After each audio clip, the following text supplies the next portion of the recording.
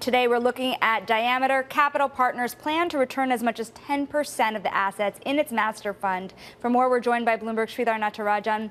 Let's talk about Diameter. Why is this an interesting story? Who are they? They're kind of like, in my mind, Wall Street's kind of credit upstarts, kind of taking the role that Apollo used to play in some ways. Look, not upstarts anymore. They started in 2017, and by the end of year in 2023, they had firm-wide assets about $18 billion. So they've really grown it into a sizable firm, started by Scott Goodwin and John Lewinson. They started with their sort of master fund that was focused on liquid credit, focused on credit across the spectrum, and they did really well. And since then, they've branched out into other strategies. The news that we have today that they're thinking of returning some assets from their master fund, not that surprising. If you want to outperform, especially in public credit markets, you need to be nimble. You can't walk around with way too many assets and not find the right places to deploy them. And this is the second time in 3 years that they're actually returning assets from that fund. So that is par for the course for them, you could say. The more interesting aspect is their expansion into other parts of the business, private capital, into CLOs, into CDOs,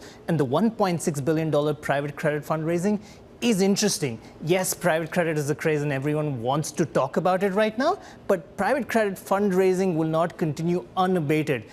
First quarter, it was actually less than anything we've seen since 2020. So in that environment, to launch your debut fund with $1.6 billion, that's a decent achievement. And also, we should also talk about Blackstone in the vein of all this also, because you have small, nimble Diameter, but then you have credit behemoth Blackstone that is trying to get to $1 trillion in assets with its new strategy. You've covered this so closely throughout your career. How is the new Blackstone credit different from the old GSO that it used to be? Oh my God, we could keep going on about that. The old Blackstone credit that we knew of the GSO vein, Bennett Goodman, Tripp Smith, Doug Ostrover.